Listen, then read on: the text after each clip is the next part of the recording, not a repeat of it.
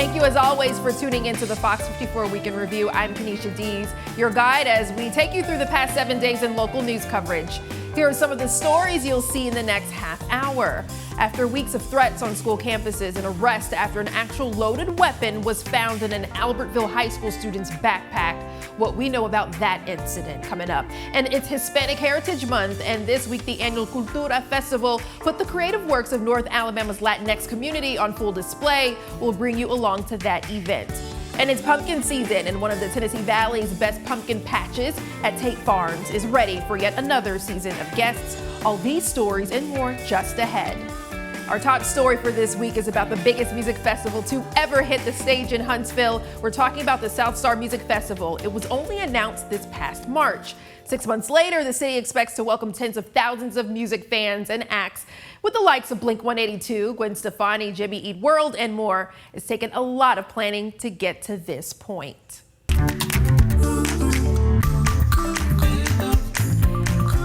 We're just days away from the biggest music event of the year, Huntsville's South Star Music Festival. Here's video from John Hunt Park. Earlier this evening, you can see many tents, fencing, and what looks like to be the construction of one of the two main stages. And all week long, we'll be highlighting important information you'll need to know if you plan on attending South Star. There will be multiple food vendors at John Hunt Park this weekend. Everything from the iconic Hattie B's hot chicken to local well-known food trucks like the Potato Factory. There's many different food options to choose from and dietary restrictions such as gluten-free, vegan, and vegetarian options to be offered. Whether you go or not, it's going to affect you and thousands more in the Rocket City.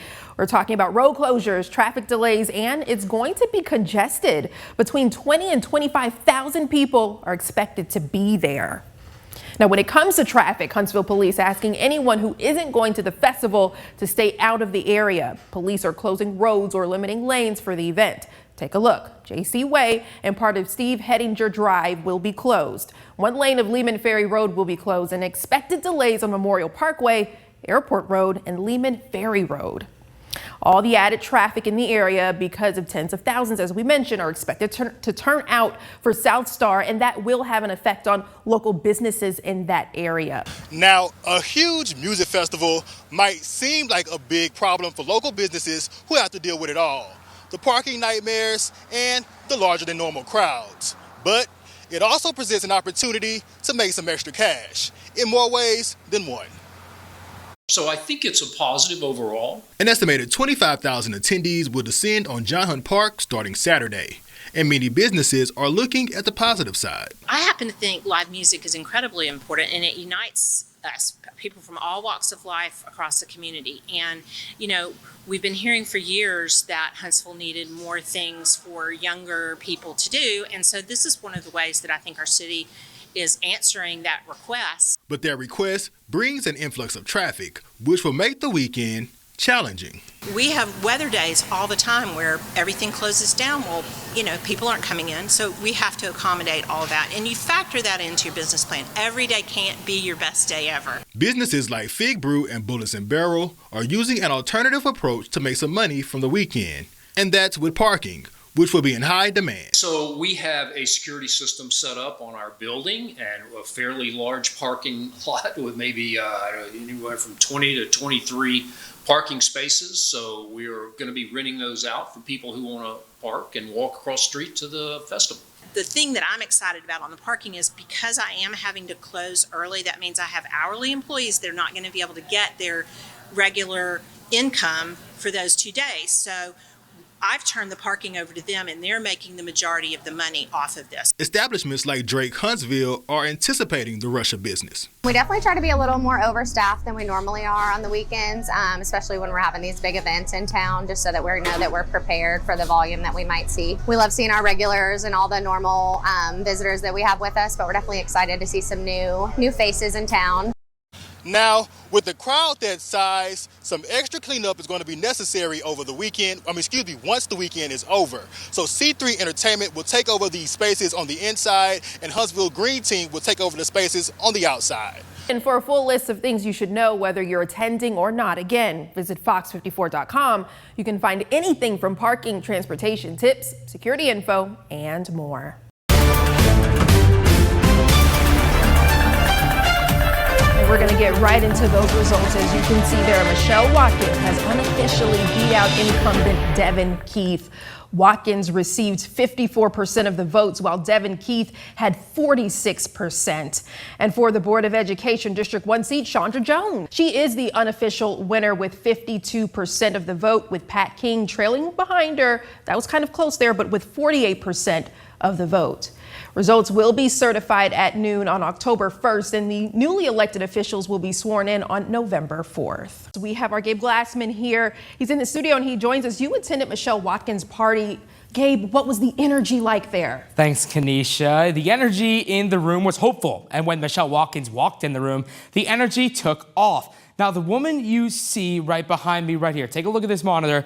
The woman that she's hugging is her mom, and she's holding back tears very visibly. And now I talked to Michelle Watkins about this moment and what it means for her and her family.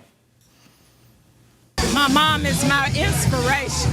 She's my backbone, and she always supports me. So I needed to get that hug from her to let her know I love and appreciate her. The Board of Education candidates also had their own watch parties today. FOX54 was able to catch up with Chandra Jones, who spoke about what she would do if she won the race. One of the main things I want to do is to continue to build bridges between students, between the community, to also improve the educational experience for students within the district. I definitely want to stand on is that I will have an unwavering bias to do what's best for students, and also to stand on principles with or without this position. Councilman Devin Keith issuing a statement following his loss to Watkins. He says that it's important to support Watkins to keep moving the district forward. He also shared on Facebook, quote, "I've been and will always be an advocate for my community. So to support those that support me, please know I will never stop fighting on your behalf. But now is the time to heal the district," end quote. Now we take you over to Sand Mountain, where we've learned a 16-year-old Albertville High School student in trouble with the law for bringing a gun on campus. Albertville Police and the district attorney says this same student was a person of interest in a robbery that happened in Arab earlier that morning. Our Kim McCoy has the details on what led up to that arrest. Officials say Pierre was here on the Albertville High campus a little after 9 a.m. Monday morning without the weapon in question. When the school was notified that he was a person of interest in a robbery case earlier that morning, they began to look for him, but wouldn't find him until later on that afternoon at football practice. That's when officers sprang into action.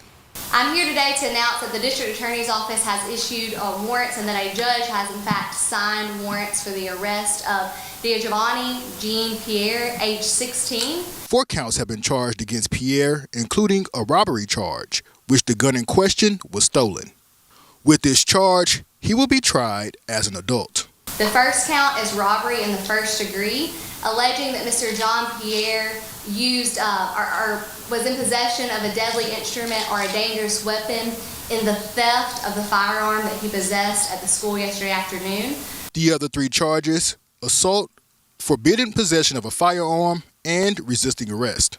Albertville police say this all started early Monday morning in Arab after a reported robbery. Pierre was said to have left the campus once the search for him began.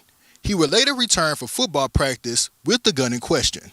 He'll return for football practice just before 3 p.m. And this was the first time he had been seen with the backpack. At 2:55 p.m., our football coach received information that Gio may have a gun in his backpack. School administration and SRO Lucero were immediately notified.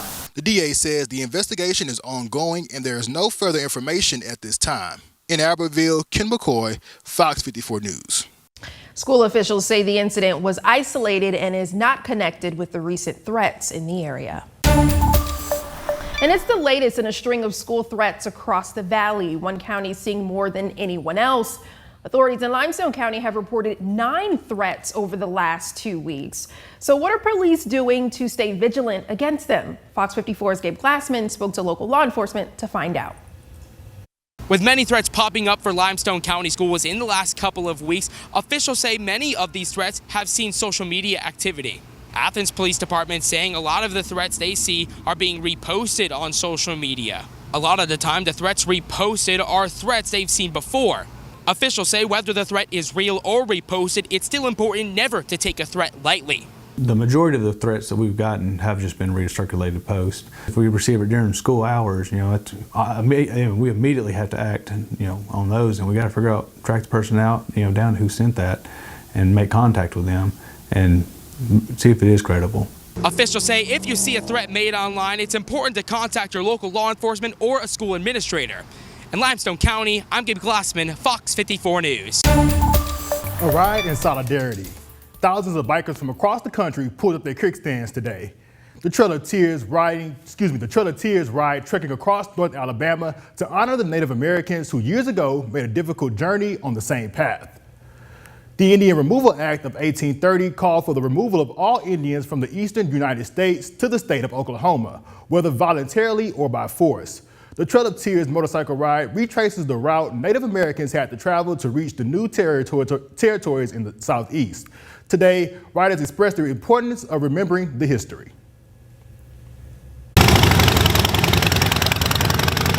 I don't remember much of what most of my teachers said, but I remember her saying, boys and girls, this is just like you and your family was sitting at home tonight having dinner. Parts of history have a way of making a lasting impact. And soldiers showed up the door and took you out of the house. You didn't finish eating your dinner. You didn't put on your shoes. You just got snatched up out of your house and moved away. And I thought, man, that's awful. And the story of Native Americans many decades ago had an impact on a group of riders in Alabama. When I see all these bikers and these people, I hope that we're bringing awareness to that fact, that dark chapter of history. And, our history, good or bad, needs to be remembered. The 31st annual Trail of Tears made a pit stop at Redstone Harley-Davidson for a time of fun and fellowship. The ride was wonderful. It was long, it was pretty, but it was hot. And it's just a blessing to be driving out here. We come out here to support the Trail of Tears because it's very important for our heritage of Alabama to know where we came from and everything like that. And it's just a good camaraderie to be together. We've been out here for the last 10 years, so it's a blessing to be here, enjoy meeting new people from all over the country. While fun and fellowship was part of the day, giving back was the highlight. We are a charity that we build Build-A-Bears for children at St. Jude's, Women and Children's Center, all of our first responders, Downtown Rescue Mission, and we just build the bears and give them out to kids for Christmas time. Bikers are a great group of people. They got big hearts. And they look kind of rough, but they got huge hearts. The ride will end in Waterloo with an Indian festival held through Sunday.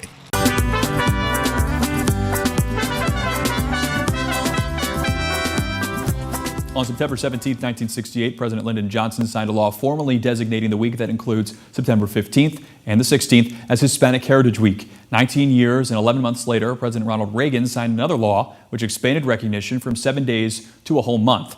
And since then, September 15th to October 15th has been spent celebrating Hispanic and Latino heritage. But how come it's a month of celebration that doesn't begin on the first day of a month? Well, September 15th is a significant date in Latin American history. It's the anniversary of the Declaration of Independence by 6 Central American countries from Spanish rule in 1821. In 1810, September 16th was Mexicans' beginning of their war for independence against Spain. On the 18th, Chilean politicians established their first local governance, as well as Columbus Day is recognized on October 12th in countries across the Western Hemisphere, as it's the anniversary of his arrival to Guanahani in the Bahamas in 1492. Sunday marked the third annual Cultura Festival at Orion Amphitheater. It's a celebration of Hispanic and Latin American heritage by way of music, dance, food, and community. Something you should know, Hispanics love to have fun and love to have a good time, and we like to share our culture. And that's what's so special about this event, is that the Hispanic community gets to share their culture with Huntsville, and we love Huntsville. That's Aurelis Rodriguez, a local realtor and vendor at this year's event. She's one of over a dozen informational tables set up by local organizations. Featuring community resources was important to event organizer Melissa Rodriguez. It's a lot of heart, and passion behind wanting to represent the Latino community properly. And it's not just about, the food and the music, which absolutely are perfect for an event like this, but it's also bringing in an educational aspect. So we're offering social services here as well. So if you want to get any financial tips, real estate tips, health screenings, there's a little bit of everything for everyone. Overall, it's a personal effort for Melissa. So the representation of the Latin community is extremely important here in Huntsville as it's been growing throughout the years. Myself as a transient, I moved here 9 years ago from Miami. I'm half Cuban, half Honduran myself. And when I moved here, I really didn't see myself reflected in any events or, social gatherings. And I thought it was really important to bring something like this to Huntsville.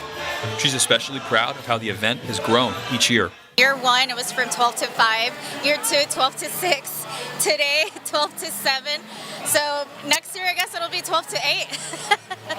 And even as event veterans, both Rodriguez's, who have no relation, by the way, are finding new things to enjoy every year. I think normally when you associate Latino music, it's always like the salsa, the reggaeton, the bachata. And I think it's going to be really neat to see people listen to maybe Spanish rock for the very first time and just be really blown away by it. So last year I got to actually try foods that I've never tasted before from countries that I never thought I'd end up tasting food from. So I'm looking forward to trying new foods this year. And it does say a lot for everyone to feel welcome and to be curious about trying new foods or listening to music that maybe they haven't heard before. So I think it's really cool. We have many more programs marking Hispanic Heritage Month, including biographies, historical documentaries, even cooking shows. Search Hispanic Heritage Month on Fox54.com and Fox 54 Plus. Change is coming for a local police department after an incident we told you about earlier this week. It involved a Falkville Police Department truck that backed into a Chipotle restaurant in Decatur. Our Gabe Glassman has the update. Lots of questions are being asked about the Falkville PD squad car, which backed into the patio of this Chipotle you see right behind me. 2 adults and 2 children were injured and taken to Decatur Morgan Hospital. Of a vehicle that backed over the curb into the patio area. There is a adult subject saying they have a leg injury and possibly a small child and a baby injured. Decatur police and rescue crews hurried to the scene to help the people who were hurt. Falkville Town Attorney Larry Madison says in a statement, police vehicles are kept running while on duty, even when the driver is away from it. The statement reads in part, quote, since this vehicle shifted into reverse on its own, the decision has been made to have officers turn the vehicles off upon exiting them until it is determined that it is safe to do otherwise. A preliminary investigation shows that a code did trigger, indicating a shift fault on the Ford F-150 driven by the officer. Officials are still looking into what happened, and we're going to have updates for you as this story develops on Fox54.com. But for now, from Decatur, I'm Gabe Glassman, Fox 54 News. Yeah, the statement from the town attorney also says this change will remain in place until the issue is resolved and it's safe to return to use the usual protocol. And as construction is underway in the Mid-City District, one restaurant opening in the coming months is looking for people to fill positions. Our Gabe Glassman spoke with Tupelo Honey officials about what they're looking for. One of the newest additions to the Mid-City District is starting the hiring process for its newest location. Our team will be on site Monday through Friday. We start our hiring process about 4 weeks out from when we're actually going to start training people. Tupelo Honey is bringing Southern hospitality from the Carolina Mountains to the city of Huntsville. The restaurant is currently hosting open interviews for the next few weeks at the Holiday Inn on University Drive. We're hiring over 90 employees to really fill some of those spots and really bring some of that amazing Southern hospitality. We expect a big turnout when we open in a new location, and we like to make sure that we are staffed well enough to give our guests the experience that they've had. They are looking for people to fill several spots in different areas ahead of opening day. We are hiring servers, we're hiring our hosts, we're hiring server supports, cooks, dishwashers, basically anyone who wants to learn a little bit about the restaurant business and the hospitality industry. We'd love to see you in Tupelo Honey. Tupelo Honey officials say they're looking for a lot of people to help with growing expectations. We are growing so rapidly, and that is a wonderful place and a very exciting place to be in the industry right now. We want to make sure that experience is really great. And you can't do that if you don't have the people in order to staff your restaurant. The Tupelo Honey Mid-City location is expected to open in early November. In Huntsville, I'm Gid Glassman, Fox 54 News. And if you're interested in working with Tupelo Honey, career information is listed on FOX54.com. Now, Fox 54 Top Teacher, sponsored by Calhoun Community College. Today, we take you to Morgan County, where we meet a teacher who even he himself says is pretty unorthodox. He brings a level of excitement to learning English and language arts, hoping to never have a dull moment in his classroom. Here's this week's top teacher, Caleb Holloman from Union Hill School. In Caleb Holloman's class, all right, has anyone won yet? There's no learning without fun. Growing up, I always loved reading. So it's no surprise he's taught English and language arts for 2 years at Union Hill School. We're actually studying our vocabulary using an online website called GimKit. The bunch he has, Holloman says it's a must to get creative. 7th and 8th graders, they think that they're too cool for school. And a must to get competitive. In my class, there's always competitions, and I have a lot of little prizes they can win. The prizes vary. There's a lot of incentives, but a lot of kids don't want the $50 bills. They want the random 1 can of spaghetti and meatballs. For Holloman, his philosophy is fun, to make the lessons stick. If I'm excited and I make the lessons exciting for them, they really get engaged. Just ask one of his students. He's a teacher that I wouldn't forget. Mason James Davis. He said he's had Holloman for 2 years now. It's so fun. Even the little events like we're doing now, like little games. The school's principal, Dee Dee Hendricks, says the fun hardly ever stops in Holloman's class. That's what makes Mr. Holloman stand out. He does engage them from bell to bell. Holloman says his whole approach to teaching is different, even with his tattoos, mohawks. He says he still feels accepted from the peers he works with and the students he works for. They looked right past it. But Holloman believes it's bigger than just teaching ELA and his students learning. The English language arts, it's about subtlety. It's about the abstract. Not everything's concrete. So I want them to be able to think for themselves.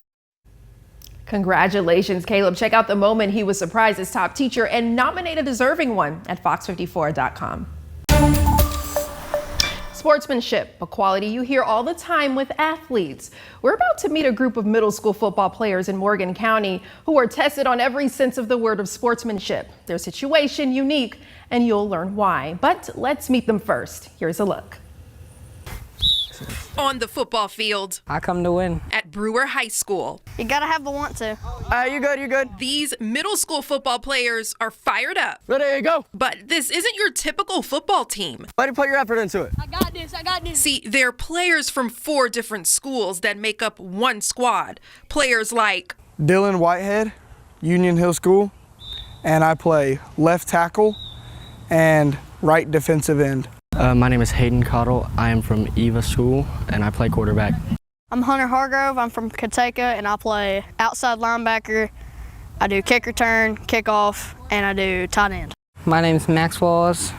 I play right tackle, center, and middle linebacker, and I'm from Lacey Springs. Kids from different parts of Morgan County coming together for something their schools couldn't do on their own. My friends told me about it, and they said they needed some players, and I decided I wanted to try out. The Brewer Patriots have been around for a couple of years, and this year we've played 3 games so far. But it's just different. Different because you play with a lot more people than you did from different schools. A team during football season rivals the rest of the year. It's a whole different feeling because, you know, you're playing against them. And then you have to go with them. We played basketball against each other. It was really good rivalries. We beat their Lacey basketball team for the first time in 12U. And along the way, the football team has learned some lessons. I learned not only losing a game, you're learning from your mistakes. Some of the players experiencing adversary on, but also off the field. My dad passing away the Monday that we played, our very first game. It affected me because I just known in the middle of the 3rd quarter of that game, I figured that out, and that's right before I scored the 3 touchdowns. And it affected me, but not only did it affect me, it affected how I said stuff to the team, which made them want to work harder. Channeling that drive and working harder is what they plan to do. We've lost our 3 games, but I think if we keep practicing, we can win one. The Rocket City Trash Panda season is over, but a trio of players have picked up an honor. Pitcher Caden Dana, outfielder Gustavo Campero, and infielder Eric Wagaman all were named Southern League All-Stars today. All three players made their major league debuts for the Los Angeles Angels this season.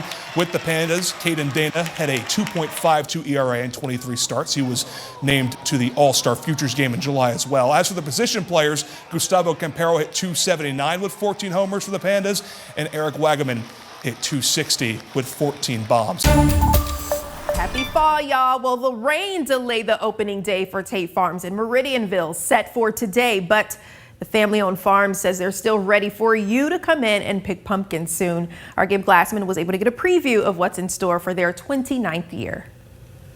It's our 29th year. We are super duper excited to be here, to be in our community and hang out with our friends from the past and make new friends that are coming out in the future. Tate Farms has been the go-to pumpkin patch in North Alabama since the mid-90s. I don't think that back in 1996 they ever thought that we would become what we are today. Operations manager Becky Weiss says the visitors are her favorite part of the job. You hear the kids talking to each other and picking out pumpkins and deciding which one's their favorite and which one's the best pumpkin to get. The farm says visitors are always excited to see a familiar face when they come back this time of year. Just to be in the community and know that we have people coming back year after year after year as adults, bringing their children back to see us and grandchildren back to see us. It's a really good feeling. Something very special has been brought to their attention in the last few months. They were recently recognized as the #5 pumpkin patch in America by USA Today. To get it out there and to see these votes coming in and watch on a daily basis go up the charts up to #5 was pretty phenomenal. Tate Farms is very excited about the recognition, but they're also very humbled. The community voted us in. There wasn't anything we could or couldn't do at this point in time to, get us any higher on that list. It was our community, and it was, families and friends and guests and people we've known for years that said, yeah, Tate Farms is pretty awesome, and we appreciate that. And while it may be Tate Farms who's been hosting their pumpkin patch for nearly 3 decades, their motivation are the people who support them. Whenever I come to work every day is seeing the guests and all the people come in and making memories with their children. And if you're looking for a good pumpkin for the upcoming fall season, Tate Farms has you covered until their Pumpkin Destruction Day, which is on November 2nd. In Meridianville, I'm Gabe Glassman, Fox 54 News. Pumpkin Destruction Day sounds like a lot of fun.